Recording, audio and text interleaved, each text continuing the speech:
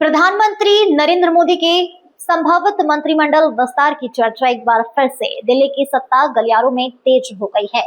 हर बार की तरह इस बार भी सबसे ज्यादा नजरें उन राज्यों पर है जिन्होंने लोकसभा चुनाव में भारतीय जनता पार्टी को सबसे बड़ा राजनीतिक समर्थन दिया। इसमें मध्य प्रदेश सबसे ऊपर दिखाई देता है।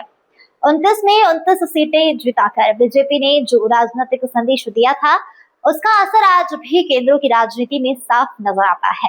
ऐसे में सवाल यह है कि क्या अब मध्य प्रदेश को एक और केंद्रीय मंत्री मिलेगा, और अगर मिलेगा तो वह लोकसभा से होगा या राज्यसभा से।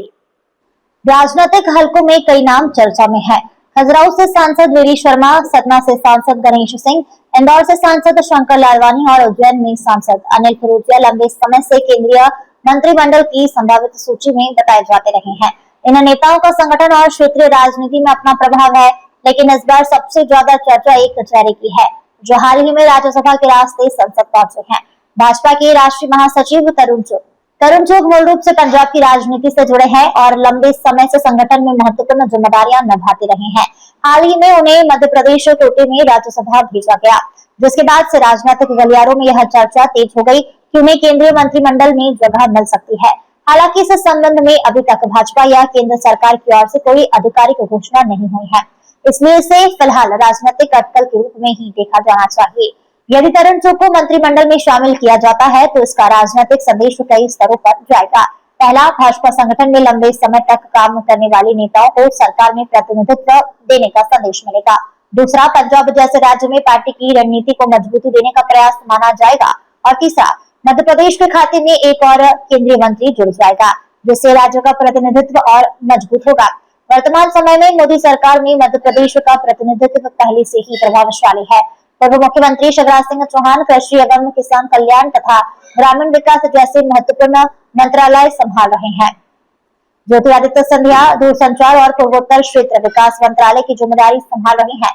डॉक्टर वीरेंद्र कुमार, सावित्री ठाकुर, दुर्गादास उइके और राज्यसभा सांसद डॉक्टर एल मुरुगन भी केंद्र सरकार का हिस्सा हैं। यानी मध्य प्रदेश पहले से ही केंद्रीय राजनीति में मजबूत हिस्सेदारी रखता है।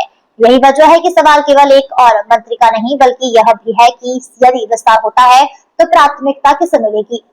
क्या भाजपा किसी अनुभवी लोकसभा सांसद को मौका देगी जिसने लगातार चुनावी जीत दर्ज की है, या फिर संगठन के भरोसेमंद चेहरे को सरकार में लाकर राजनीतिक और संगठनात्मक संतुलन साधेगी।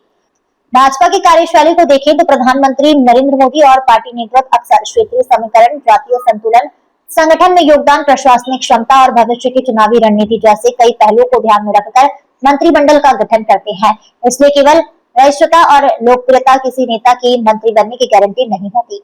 मध्य प्रदेश की राजनीति के लिहाज से यह भी विस्तार महत्वपूर्ण होगा। यदि किसी लोकसभा सांसद को मौका मिलता है तो संबंधित क्षेत्र में उनका राजनीतिक प्रभाव और बढ़ेगा। वहीं यदि राज्यसभा सांसद को मंत्री बनाया जाता है तो यह संगठन को सरकार में अधिक प्रतिनिधित्व देने का संकेत माना जाएगा। एक और पहलू यह भी है कि भाजपा अगले कुछ वर्षों में कई राज्यों के विधानसभा चुनाव और फिर 2029 के लोकसभा चुनाव की तैयारी कर रही है। ऐसे में मंत्रिमंडल विस्तार केवल प्रशासनिक फैसला नहीं होगा बल्कि एक बड़ा राजनीतिक संदेश भी होगा। पार्टी उन नेताओं को आगे बढ़ाना चाहेगी जो आने वाले चुनावों में संगठन और सरकार के बीच बेहतर संयम स्थापित कर सके। फिलहाल तस्वीर पूरी तरीके से साफ नहीं है। मंत्रिमंडल विस्तार कब होगा, किन मंत्रियों की छुट्टी होगी और किन्हें नए चेहरे को मौका मिलेगा, इस पर अंतिम फैसला प्रधानमंत्री और पार्टी नेतृत्व ही करेगा। लेकिन इतना तय है कि मध्य प्रदेश एक बार फिर से राष्ट्रीय राजनीति के केंद्र में है। अब निगाहें दिल्ली पर है। क्या इंतजार कर रहे सांसदों की सूची में से किसी का नंबर आएगा या फिर भाजपा संगठन का कोई नया चेहरा सीधे केंद्रीय मंत्रिमंडल में एंट्री करेगा? जब तक आधिकारिक घोषणा नहीं होती है तब तक सभी नाम केवल राजनीतिक चर्चाओं का हिस्सा हैं। लेकिन यदि मंत्रिमंडल विस्तार होता है तो मध्य प्रदेश का प्रतिनिधित्व और भाजपा की भविष्य की रणनीति दोनों की दिशा काफी हद तक उसी फैसले से तय होती दिखाई देगी।